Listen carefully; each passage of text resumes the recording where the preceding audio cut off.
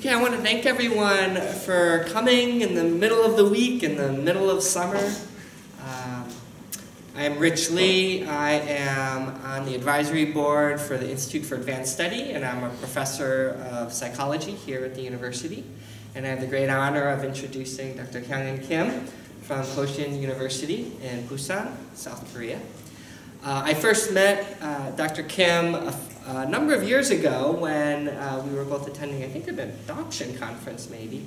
And then she contacted me because she was interested in visiting Minnesota as a Fulbright scholar. And so we were fortunate to have her come here and be hosted by Department of Psychology, where she and I worked on some projects together around international adoption of Korean children, as well as children who remain in orphanages or are placed with foster families in South Korea. And through getting to know Dr. Kim, one of the things I've learned about her is that she's a rare bird in Korea, because she's one of the few people in academia in Korea that I think gets it in terms of the role of culture and ethnicity and oppression and marginalization within South Korea, a country that historically has always seen itself as a homogeneous, one-blood nation. And Dr. Kim's work, like many academics, kind of covers lots of different ground, but always on this theme of social justice, and really focused on helping groups that don't really have a voice in South Korean society, whether that's institutionalized children or children raised who come from inter-ethnic families, because a number of Koreans now are marrying women from South Asia or Southeast Asia, and those families, those inter-ethnic families in South Korea, are having a challenging time being integrated and accepted in society. And then more recently, in the work she'll talk about today, is around North Korean refugees and their families who arrive in South Korea. And although they are also Korean, the stigma that they experience, the challenges they experience are tremendous. And so I'm really proud to be able to host this event with Alex Lubit from the School of Music to have Dr. Kim present her newest work on multicultural education in the South Korean education system. Thank you. Thank you.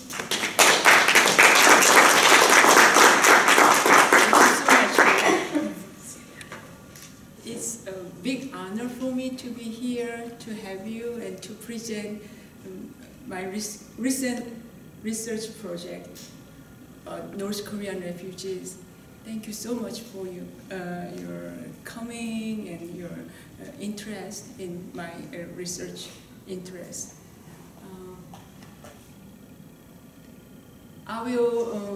Today I want to share some of my research project outcomes focused on the effects of multicultural education on elementary school children in Korea.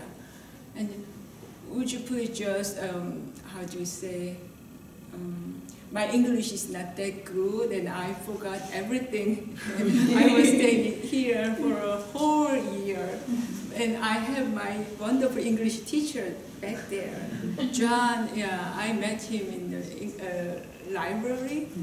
Yeah, he was wonderful English teacher, but I'm sorry, I'm not that good student. But I will try to my best and hope you can understand my broken English. Okay. Let me start with some introduction of my project. So now, as Richie told us, Korea has kind of big issues about tasks of Korea in the multicultural transitional era. Until now, we think we are one nation, one blood, and one language. So it's our big change. And now we have multicultural families, including North Korean refugees and marriage immigrants, mainly from Southeastern Asia. countries. So we have some issues, and I will tell you later more. And we have growing numbers of North Korean refugees. It's about 30,000 people in South Korea, and they are suffering from stigmas or adaptational issues. So I was interested in how can we decrease tension between North Korean refugees and South Korean citizens, and to do this job, I thought we need a community-based networking model for conflict resolution, for social inclusion of North Korean refugees through multicultural education. So this idea let me start my project, meeting North Korean refugees in the classroom. Before I go further, I would like to share with you some of my personal motivations. And let me introduce my family background. And here I wrote immigration history as refugees. Whenever I introduce myself, sometimes I introduce others that I'm half North Korean and half South Korean. My father's ancestors, they moved down to South Korea 70 years ago, before the Korean War occurred. So here, if you see, Korea is just in between China and Japan. And I put some numbers. The number one is our father's hometown. Actually, he'd never been there because he was born in China. He's the youngest. His older brothers and sisters all were born in North Korea. The name of the place is Suncheon, Gyeongbuk-do. So number one was his ancestors' hometown. And during the Japanese period, we had very hard time. My father said even they took all spoons and knives to make guns. So they thought we will die here. So they had fears if they escape, maybe the Japanese police, if they take them, they will kill them. But they decided here we die, or we run away, we die. The same reason, why not try? So they, almost all of the village people decided to run away. So when at that time there was not so many lights outside, so they decided let's run away when the moon is thin, very thin. So luckily, almost all village people ran away and nobody was killed. Yeah, and the place number two, near Shenyang, is the name of place is Busan, famous for coals, and very cold place. So number two, the place they had very hard time as refugees.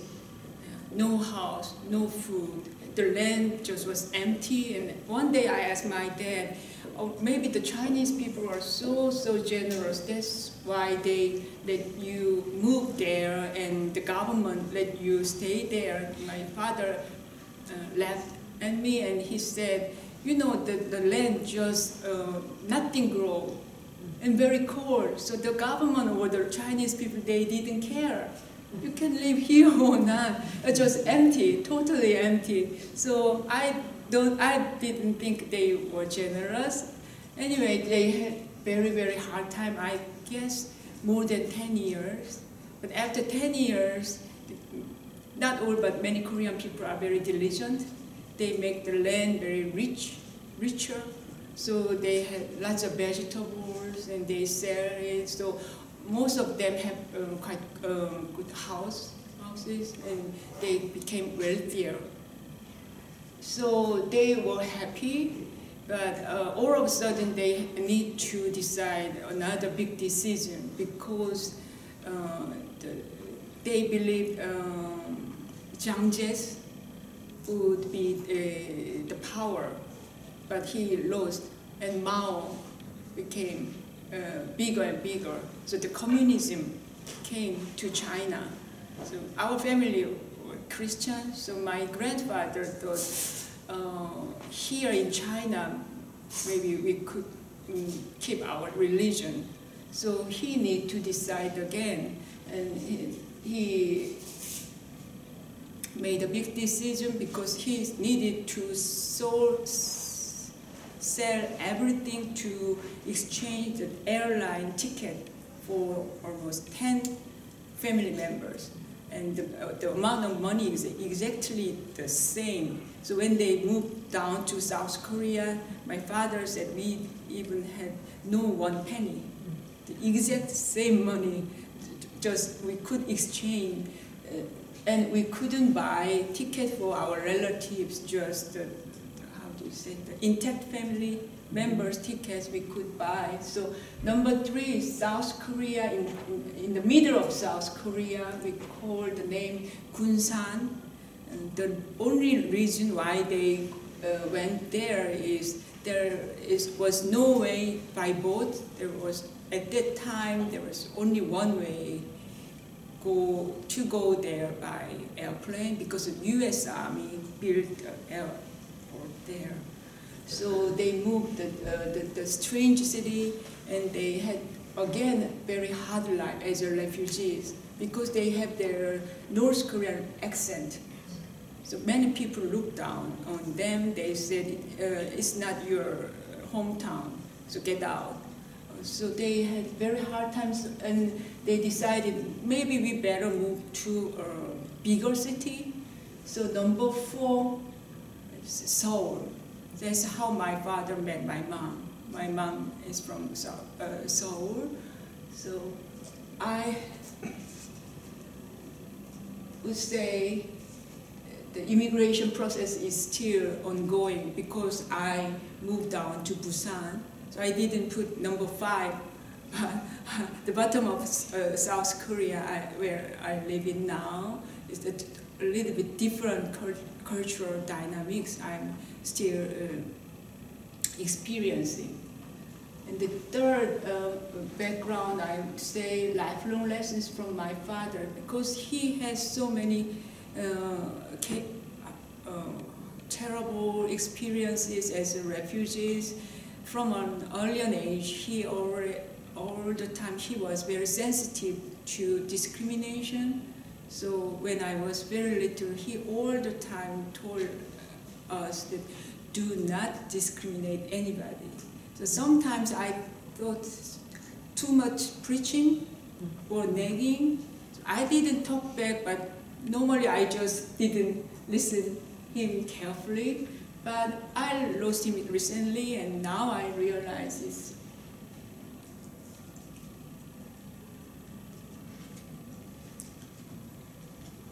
very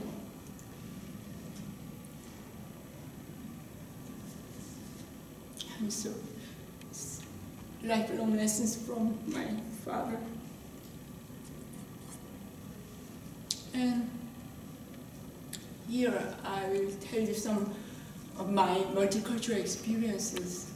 So as a daughter of him, I think I have been learning how to be sensitive to multicultural issues and getting through social prejudice and discrimination.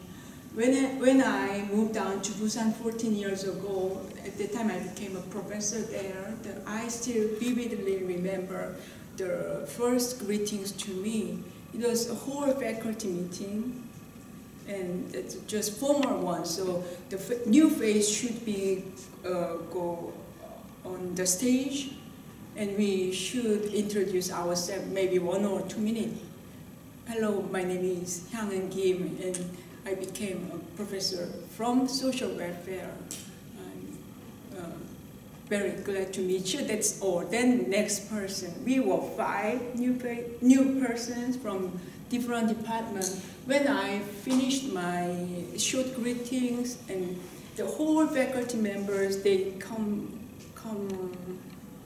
to the front, and they shake hands. So in Korea, normally we don't stare at others, especially when they are older than us or experienced than us. Just we a little bit look down. So when I shook hands, I just look a little bit down. Then when he passed, just to respect him a little bit, lift up, and I said thank you. The same situation, but the first or second professor, he told me when I wanted to lift up, he said, I just said the short greetings, but he said, oh, I heard your accent from Seoul. I hate you. I know you must be very, very selfish person. So I had no idea, is it a joking or, but I couldn't be mad at the situation. So before I lift up my head, one moment I was hesitating, but I thought, I don't know about Busan, maybe here it might be a kind of strange joking to a new person.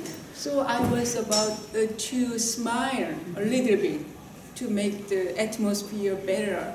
But when I lifted up, he was so serious and very angry face, so I couldn't smile. And he just moved. So another person came. So that first experience is still very, very strong and imprinted in my brain. And one moment I thought, I felt very bad. What kind of person he greets like this? He has no other words than I hate you. I heard your strange accent from Seoul. So people from Seoul all are selfish and very egocentric. No one is good. He has no other idea. So one moment I was felt very bad, but second thought just dawned on me, oh, how hard life the refugees they are having. So that kind of thought, let me do this project. And I have been supporting North Korean refugees in Busan more than 10 years, and very little help, but I would like to try to help them more. And not every semester, but if they are available, I'm inviting them. I have been inviting them to my class, just casual meeting to let my college students have opportunity to meet them and talk with them or communicate with them. Because we have, I told you, we have about 30,000 North Korean refugees, but before I started to help them, I never seen them. Maybe they hide themselves. So I try to let the two groups meet together and understand each other. And here I wrote some of my academic background, my educational background, and what I'm teaching at school now, and research. But the main focus, Rich kindly introduced you, so I don't need to. I think don't need to explain it more. And the third, the implementation of the project. I will show you the steps of meeting North Korean refugees in the classroom. Actually, today I will present the outcomes from children, but my project is kind of has three sub-projects. So for children and adolescents and college students. Original idea started with college students because I had the refugees in my classroom, and I thought, oh, why don't we try kind of make the class has more structure? Because some refugees, they just cried, or some refugees just complaining about South Korean government. So sometimes the class was not so effective, I guess, I thought. So I believe we better have more structure or some contents or some the time or the method. So the first step is assessing the needs for multicultural educational program. The second step is developing the program. The third is operating. The last is evaluating the program. Before I started this project, I thought this project, if I do this project successfully, I should have very, very good network. If not, I can't do anything. I can do anything. So the first step actually, maybe it's the zero step. The basic step was the meet people or who can help me or who can work with me well. So I asked some people to be my planning committee. So the role is theory-based consulting for implementing the project, collaborating for research on the project outcomes. The members, one is from my school, and here Dr. Yang Lee, he's from Korea University. He got PhD from Sorbonne in France, and he is an expert in minority groups or immigrants. As a social, he is PhD in sociology. And Seung-Ju Bang, he is a lawyer. He got PhD in Hanover, Germany. And I didn't know him before, but I heard he has been doing very, very good job for minority groups' human rights, including, maybe you never heard, but some of you already heard about Comfort Woman. Yeah, he has been volunteering for the group for many years. So I contacted him and asked him, would you be my member? He said, sure. So the two people, we had a meeting in Seoul. So normally Koreans love to eat. So without food, no way. So here I took a picture and Stephen saw, I'm so happy because one of our members here. Would you stay there? Yeah, I got to know through Rich.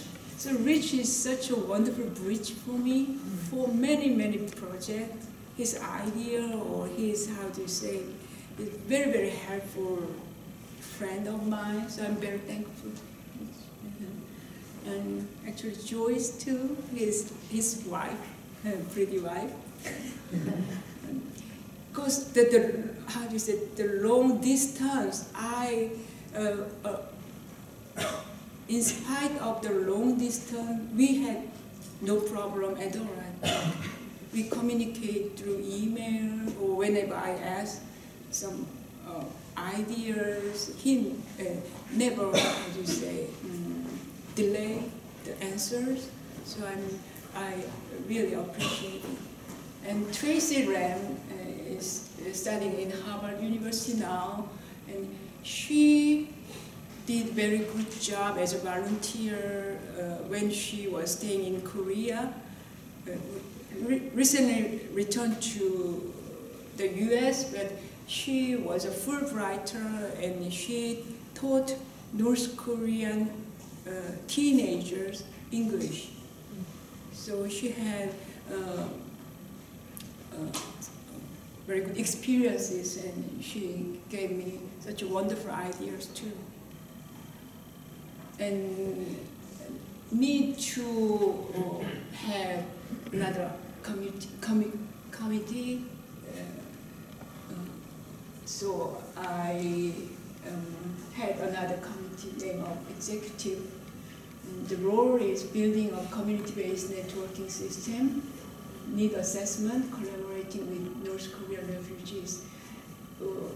you know, working with North Korean refugees is still hard, even hard to contact them directly. So I should contact Shin Yoon first, because she is the director of National Support Center for North Korean Refugees in Busan.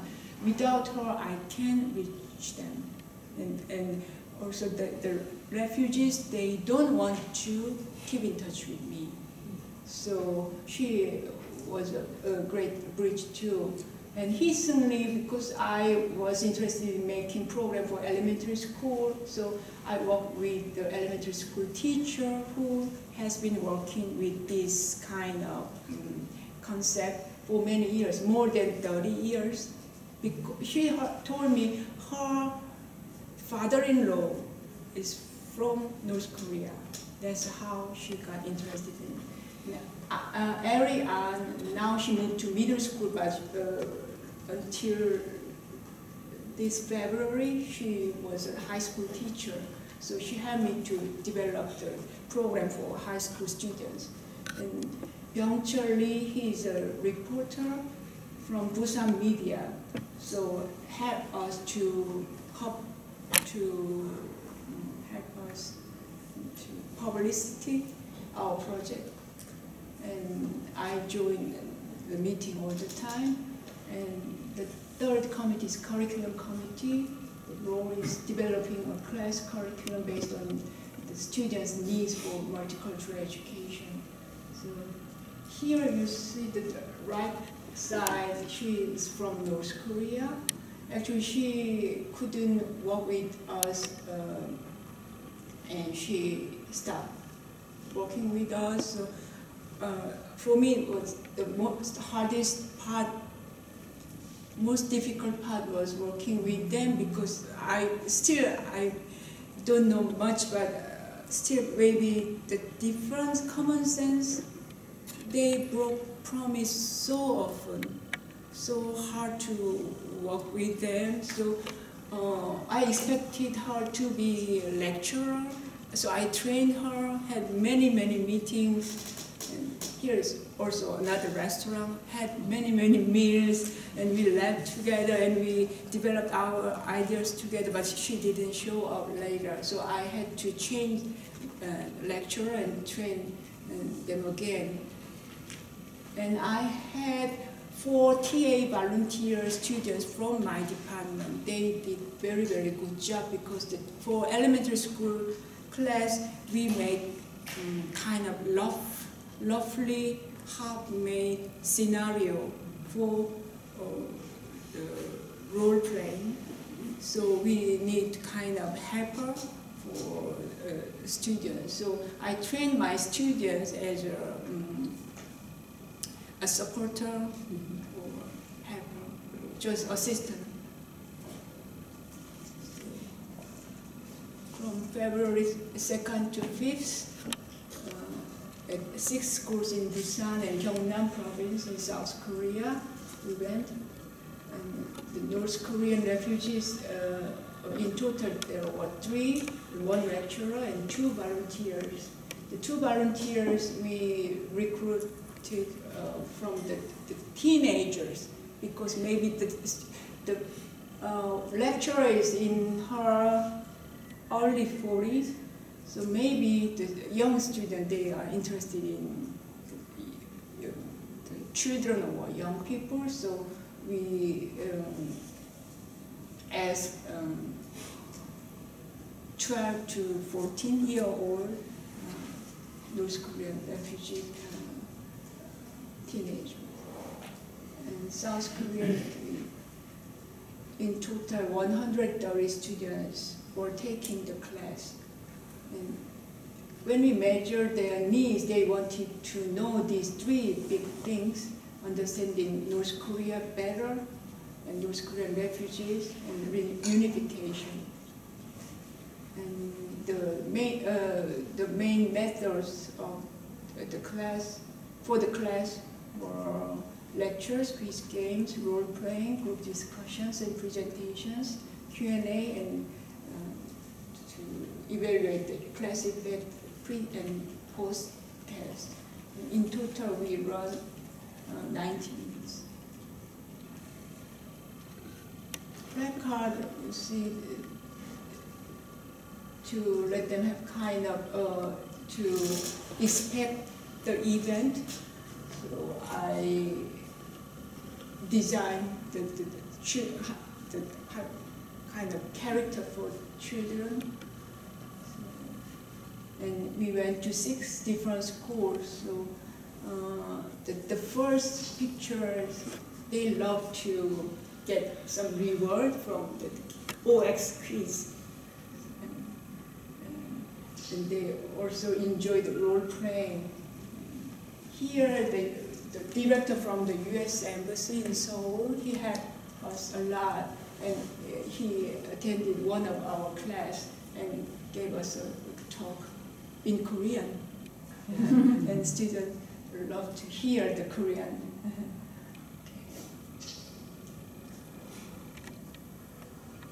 And to evaluate the class effects, I use this different kind of surveys, basically before and after class surveys, feedback from group discussions.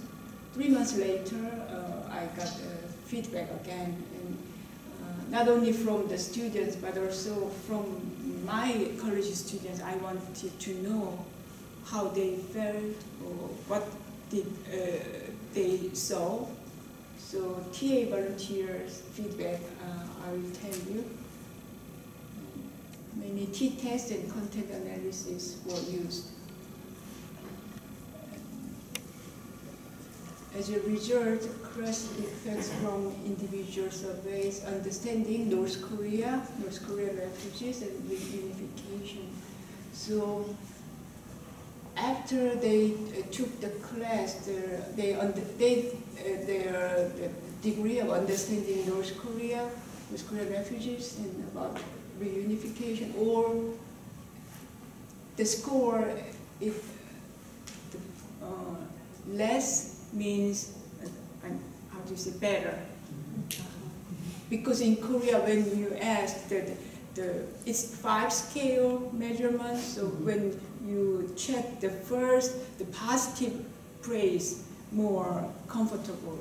So a little bit awkward, but yeah, the small scores means kind of improvement. And feeling about North Korean refugees. Do you think they are an important member of South Korean society?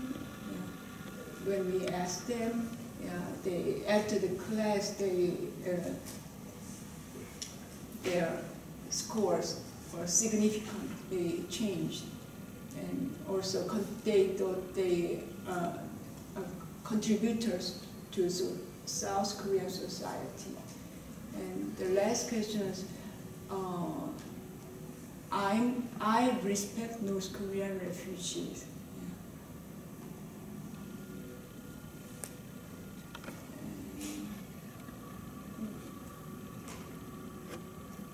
And needs for education in North Korean refugees, and reunification. Also,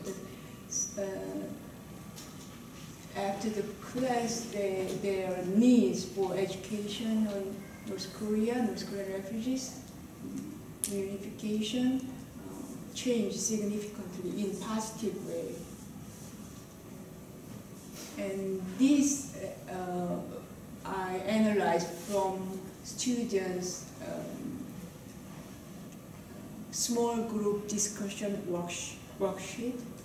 So the mainly 3 effects I could find. The first one is intellectual effects, focused on the acquisition of information on the real pictures of North Korean refugees, as well as the benefits of reunification. The second effect is about emotional effects.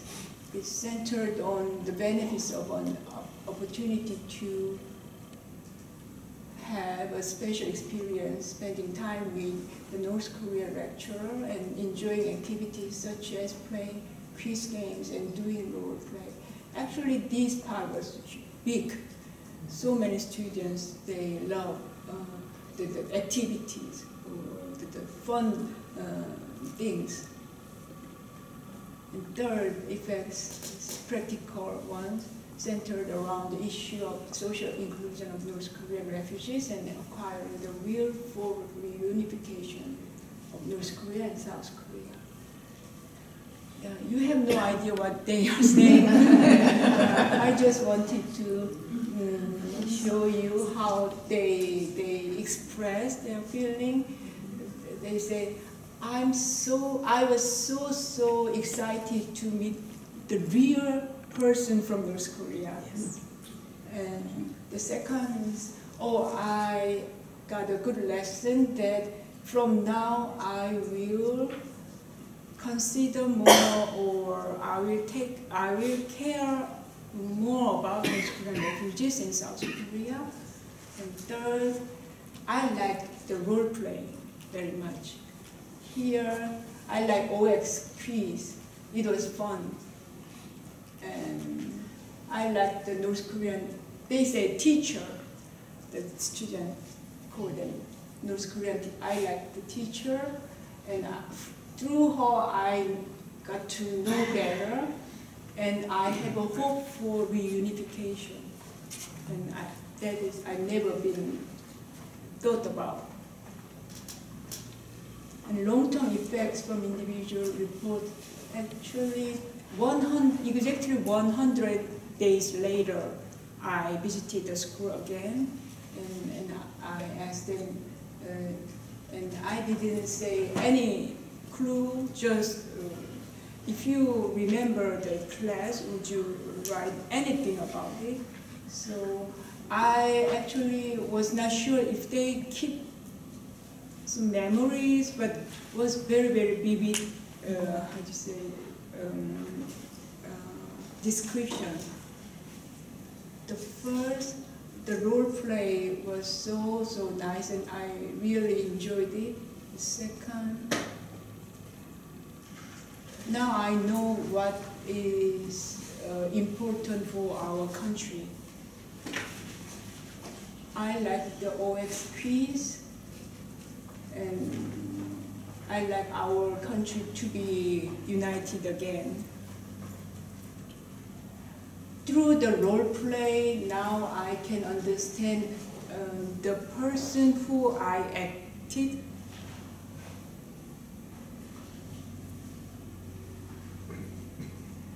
I'm fourth grade, but I really enjoyed meeting people from North Korea, the lecturers and my friends. So when I became fifth grade, I want to see them again. And I asked my students how they felt, and they said, we just helped the children, but we could see how they enjoyed it, and we could see the change before and after the class, how they more interested in the subject. And not only their change, we changed a lot. This is the worksheet.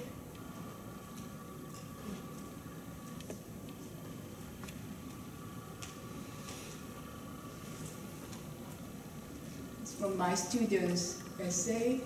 And here are some discussions. So the first one, emphasizing community-based networking with local partners, such as schools, North Korean Refugee Support Center, media. I told you already, but without the networking, I couldn't do anything. So I learned the power of the networking job.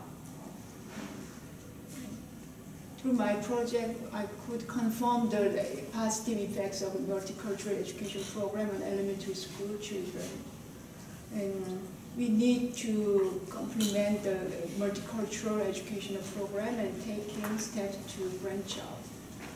And got some implications in multicultural education programs for social inclusion of other minority groups.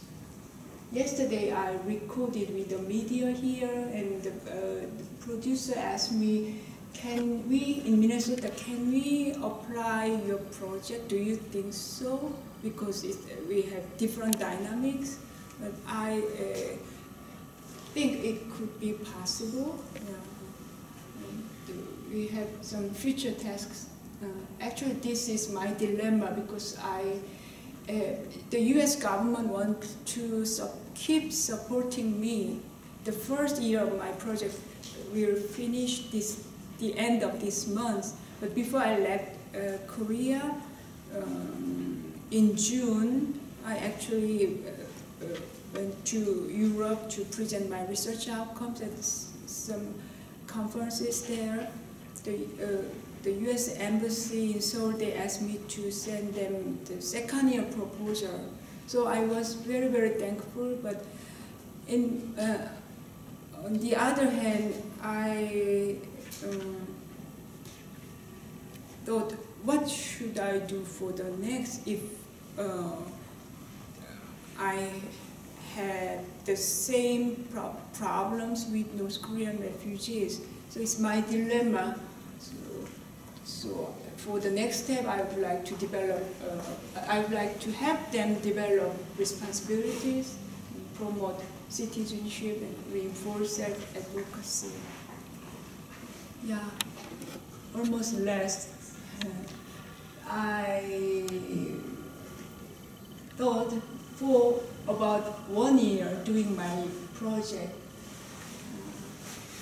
I thought I became a captain of an airplane. With I was refueled by the U.S. Embassy. I thought they support me just perfectly. So I thought I will never ever have such a wonderful supporter in my life. Their attitude was, Kim, what can we do for you? What do you need to do your project successfully? So I thought they are just kept giving us the gas or high quality oil. And I think, sorry to Stephen, but I couldn't find the how do you say, cabin crew, the male cabin crew, but without their great support or help, I couldn't do it. So I would like to appreciate it. And the students who took the class, they are wonderful contributor to. So, when we are on an airplane, sometimes the air changed, or sometimes the birds accidents, or even I had some schools, when the exit closed, they said, oh, we want to get off. Or the refugees, oh, if this money, I will not work with you. So many difficulties I had, but with the great support, I could get it over. So I'm very thankful. My conclusion, yeah, you must be very hungry, but not for here. Have you ever tried bibimbap? Yeah, you like it? Yeah. Here I show you the picture of bibimbap, not because of we are hungry, but because of I thought multicultural education program is like the sauce for bibimbap. Because bibimbap has variety, rice, vegetables, some meat and eggs. All has their own character or their taste, or a little bit different or quite different. So without sauce, they hardly can mix well. So some sauce, the taste became better. And so I think we live in a society with people have quite different background or different attitude. So to live together or to mix, we need some sauce. So maybe the multicultural education program has that function.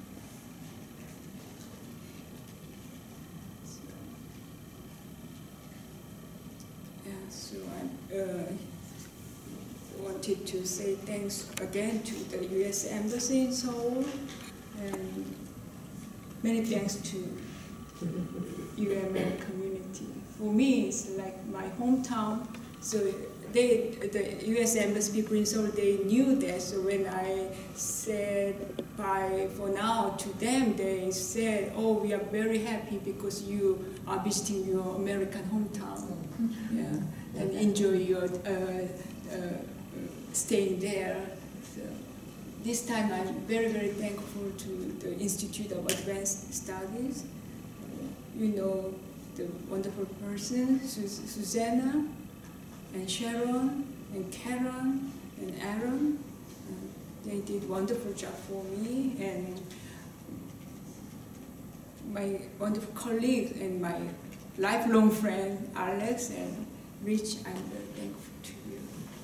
And also thanks to the audience too. Thank you.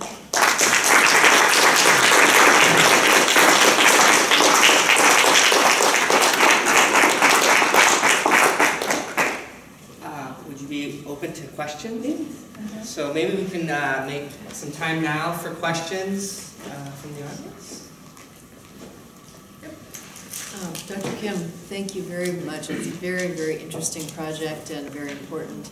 I wonder if you could expand a little bit on the kinds of questions or discussion that you had with the children about the reunification issue. And so what were their responses and how was that raised? You mean the questionnaire to measure their...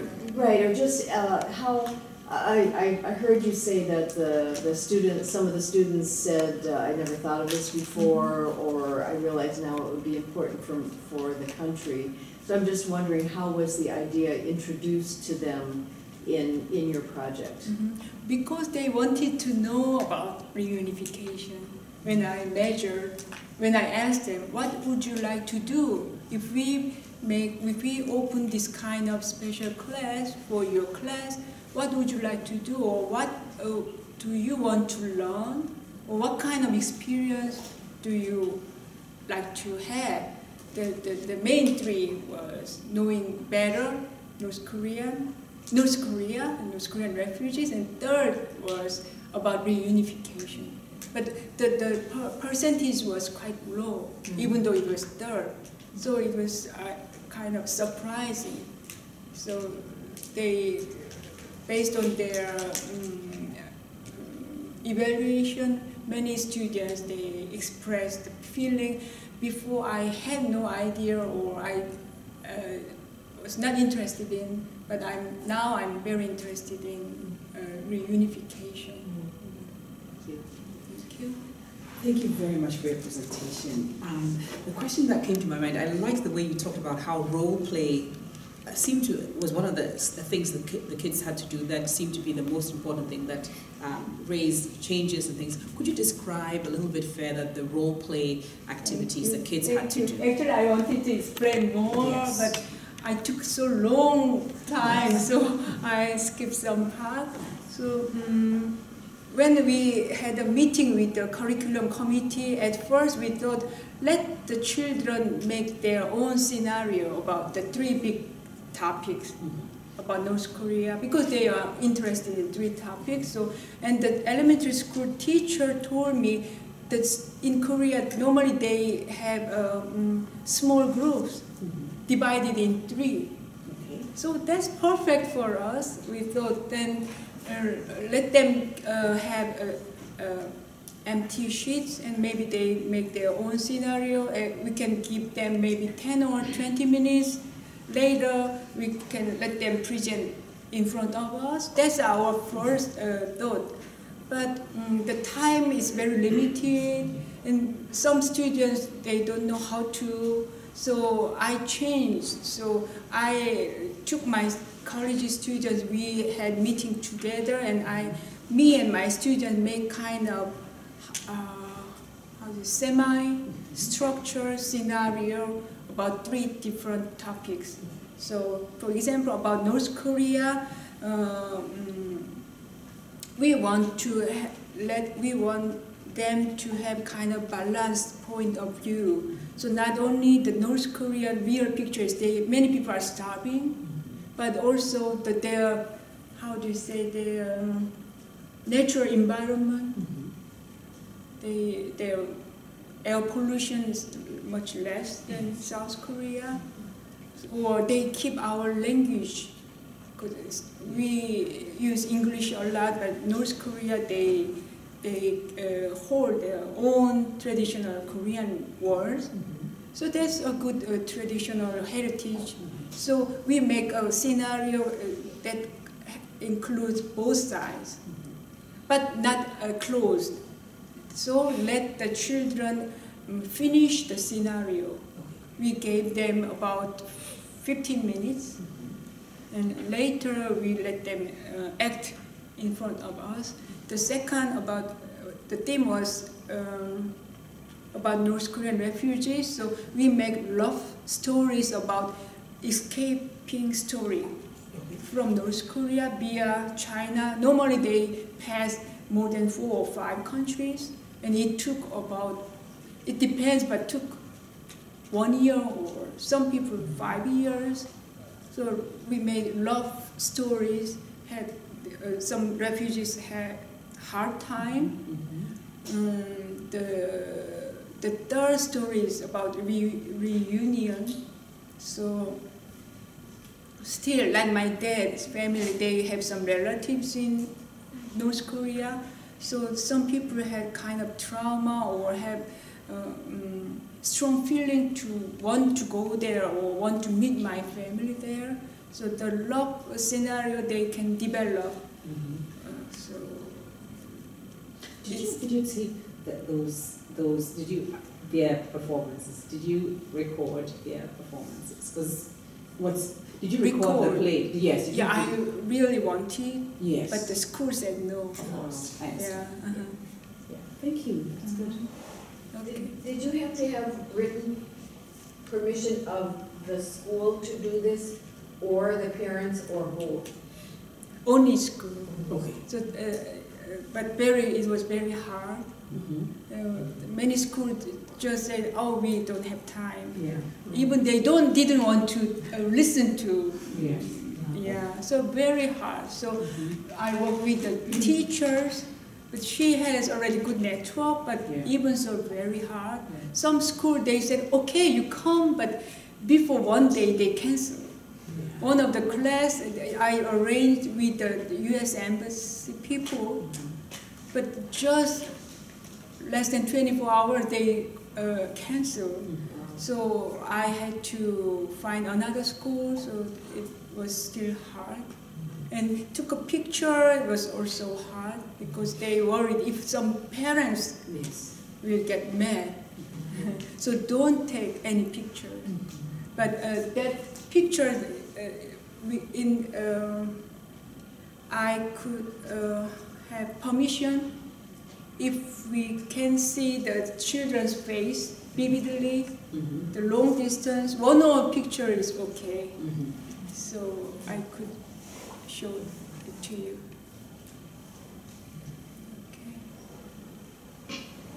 Okay. Is there any, currently in South Korea, is there much of multicultural education ingrained in the school system now, or is this kind of a pioneering work that you're doing? We have more diversity now, but I think in school or in this, just in general, it's hard for us to accept this change. Still, we think we are one nation, and we need to keep our blood purely. Yeah, that's more people had.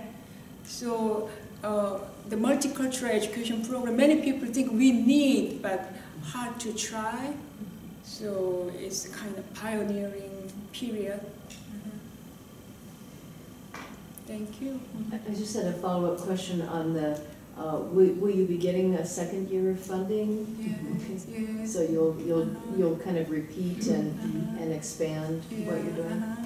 my dilemma, my big dilemma, but you know, 1 or more minutes, okay? Because it took so long. Yeah. Let me finish, and I will have your question, okay? You know, 2 or 3 days ago I came here, but this time I had another experiences related to multicultural, I think. I finished my presentation in Barcelona and Bergen, and Germany. One college, university, they was interested in my project, maybe because they had kind of divided experience of division. So they invited me and they asked me we want to learn about your project. So we had kind of casual meeting with faculty from applied science at Augsburg University. We have Augsburg College right here in Minnesota, but in Germany, Augsburg University, I attended the meeting. So from Munich, I came here a few days ago. At the airport, we just had a terrible hours to check in. I guess more than 2 hours, and only one desk. So in front of me, the woman just couldn't stand. So she almost screaming, but the people from the airline, they didn't listen to her. She had no time. She needed to be in a hurry. So she was out of control. And finally, when she turned and she looked my face, and she told me, "You smell garlic." And she left. So I could catch her, and one moment I thought, okay, then I follow her, and oh, thanks for reminding me you smell cheese. Because I can speak German. So she is a German. So I can speak the perfect praise. So, oh, thank you so much. That's my first thought, but I didn't do that. If then I just the same, exactly same person, but I felt very, very bad. So one moment I felt very bad, but the second thought is maybe I thought I shared some of personal experience, including the faculty meeting, greetings. So I thought it's enough for me to have feeling or to understanding the refugee feeling. But I think God, He doesn't think so. So He let me experience more and more. So in Munich, you know, after the many conferences in Europe, I was so tired. But after Augsburg University meeting, I had two or 3 days, maybe just free time. So it was just wonderful for me before I came here. But the last moment in Germany, what the heck? So, you know, the maturity of the society, of the degree of how the society is, a good society is just kind of tolerance or acceptance of others. So I got a good lesson, and one more experience. So, and in an airplane, more than 12 hours, her sentence was so vivid. You smell garlic. You smell garlic. But I thought, more than 1 month, I didn't need garlic. Yeah, in Europe, yeah, I never had. Yeah, I had their cheese actually.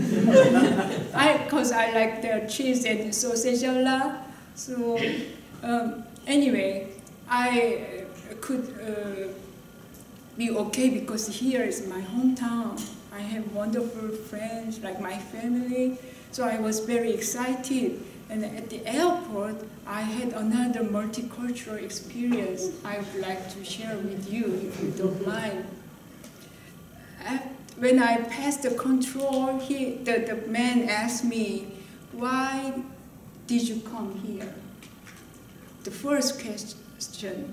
So I told him with my broken English that I came here to give a talk at the University of Minnesota. And I told him the Institution of Advanced Studies. And he said, how much money Institute of Advanced Studies will pay for you?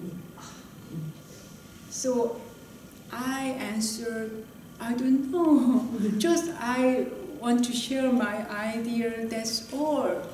We didn't say anything. The man stayed there. He called the police.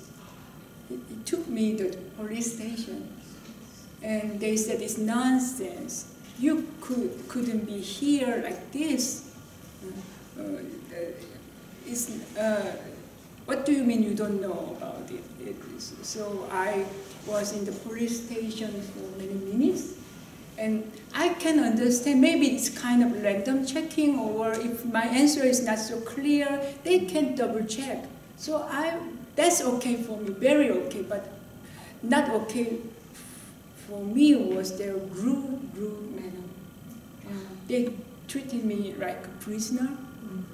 So I was very, I felt bad, but again, I thought, like here, my English is not fluent.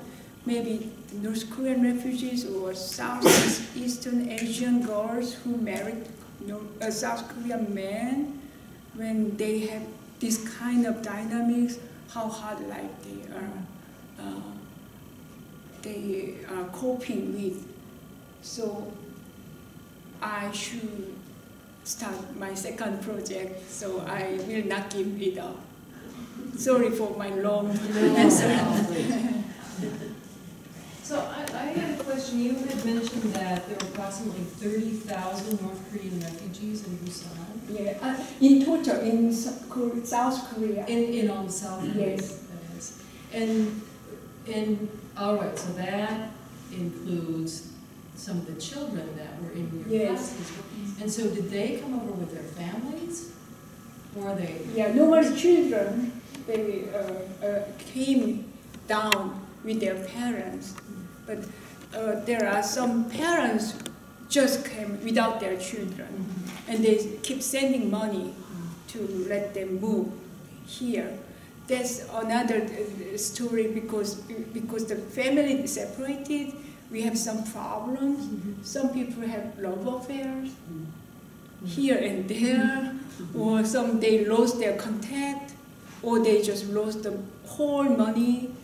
They just give the money to the wrong person who promised them, oh, we will help you. So many problems we still have, but there's no report. Maybe the government knows, but no report or no support of these issues. Thank you. I didn't catch where the schools were located within South Korea that participated, but I was curious about geography and if it played a role in schools that were interested or not interested in participating, or if it affected the attitudes of any of the students. I wanted to recruit kind of, I contacted each district of school in Busan. Yes, specifically. Not only the one, how do you say, area near to me, so I contact all different districts. Okay. And almost all how to say, similar responses. So if I contact 20 schools in one district, only one or two school principals they want to hear. So I would say one school in 30 contact, I can get yes, okay, you come. So do you plan on spreading out to the rest of South Korea at all, reaching out to them, or are you mainly focused in?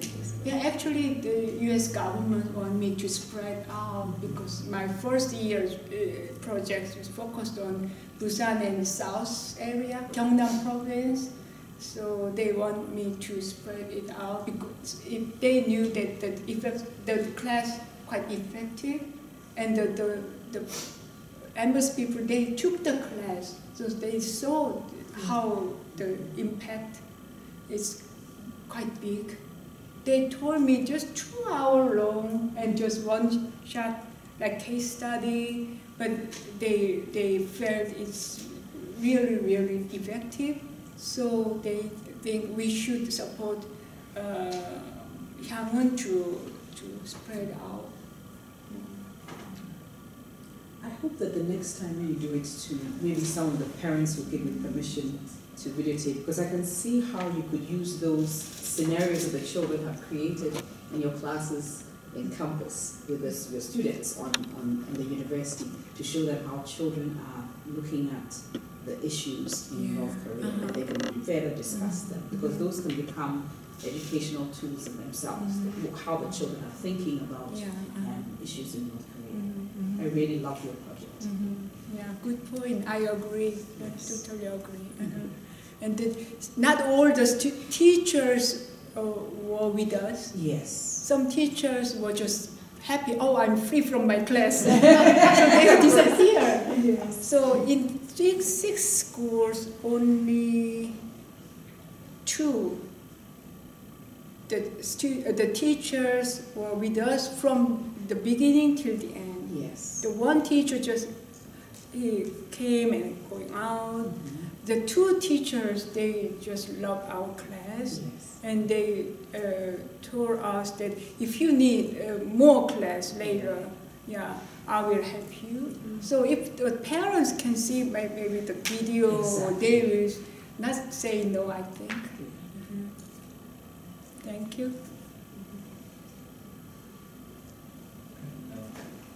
I'm very pleasant to find that we have so much common ground.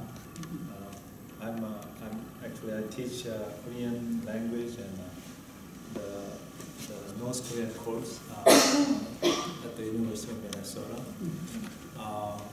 I was actually also raised by the North Korean refugee family in Korea. My father defected from north to south in 1948. 2 years before Korea. Almost similar, in 1908 and I also attend the same university you attend. So. And we belong to the same age group. You can hardly feel it.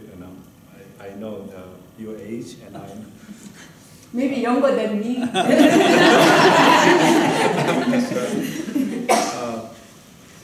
My question is, I think you work with the U.S. Embassy in South Korea. Yes.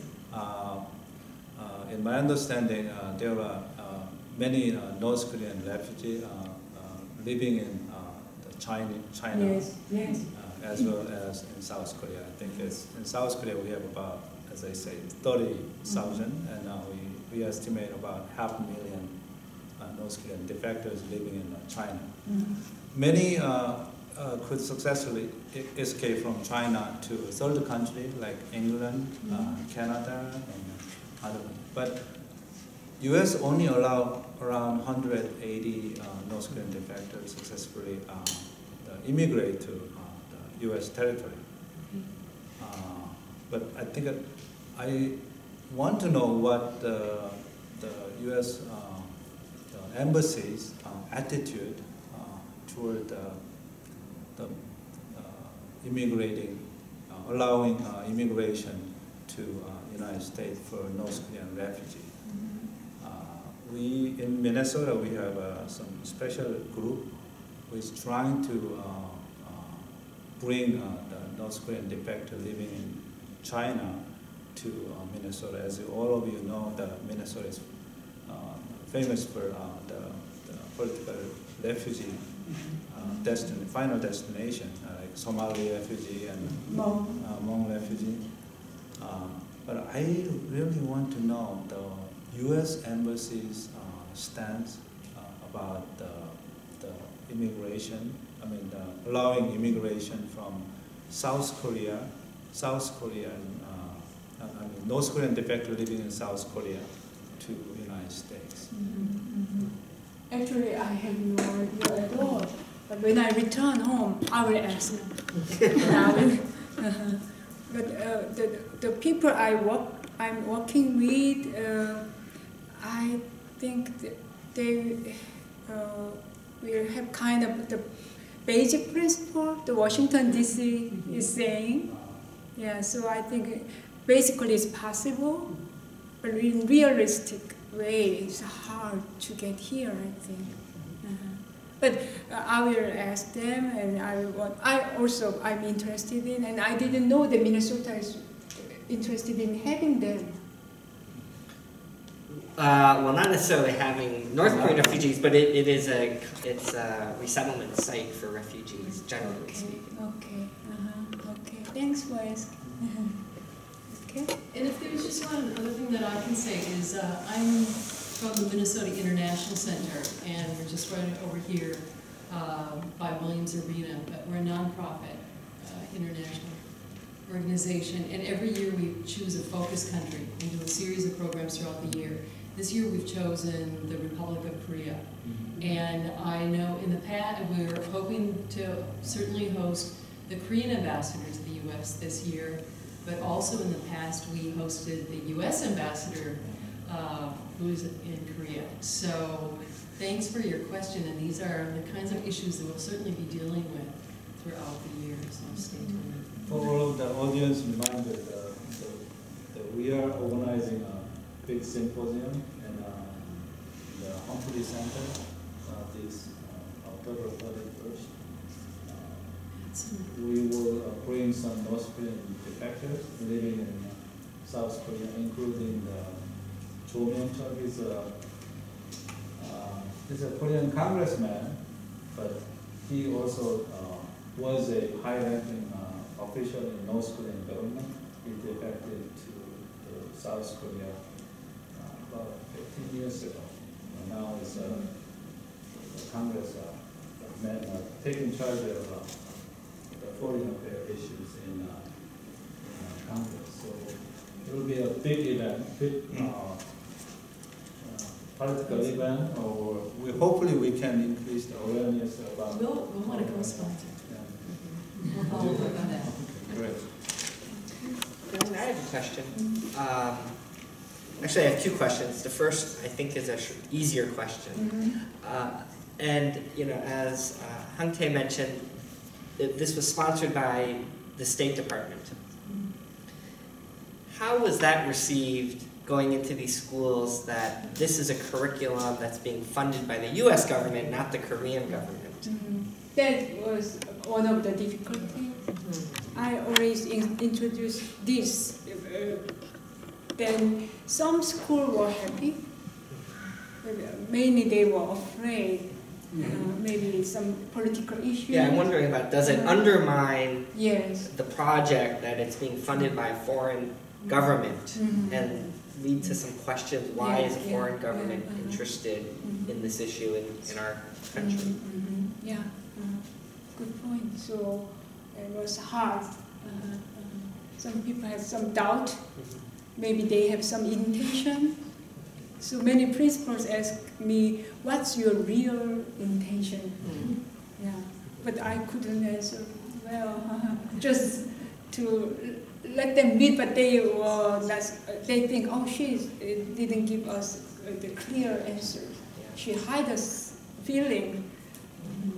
So that leads to my second question, which is around, your methodology is really impressive in that you use a community-based approach to developing the curriculum and to implementing it.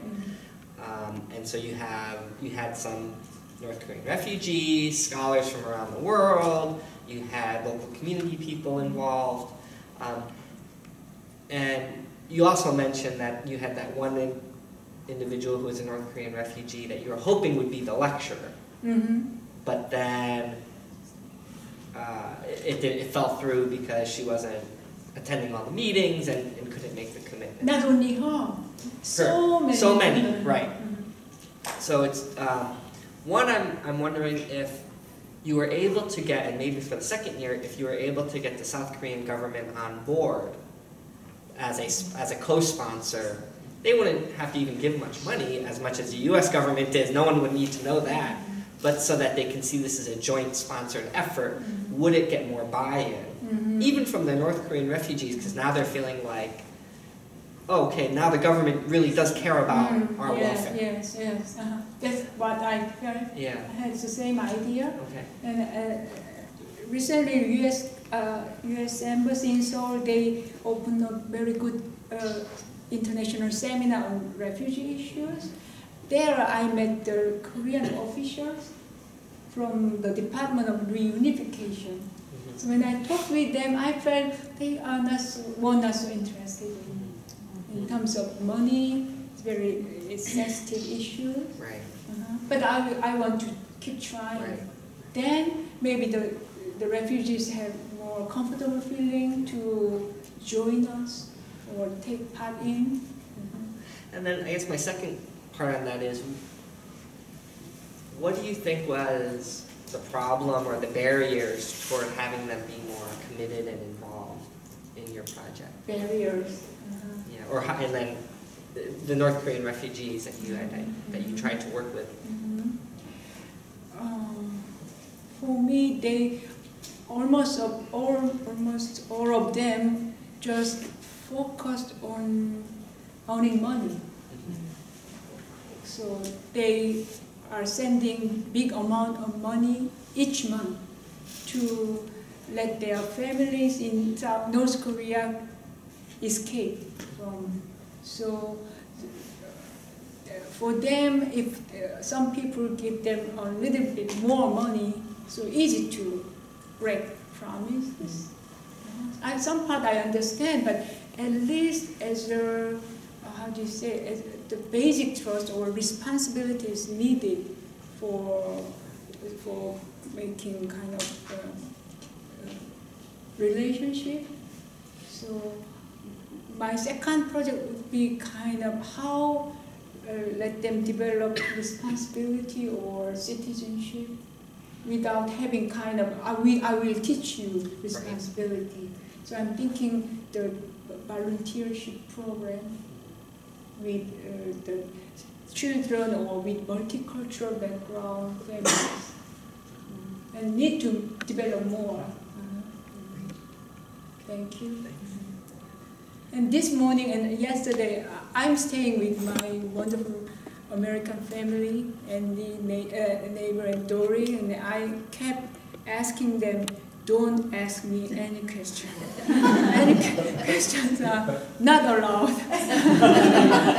But you can ask me. And I didn't listen to you, Ms. Kim. I asked a question.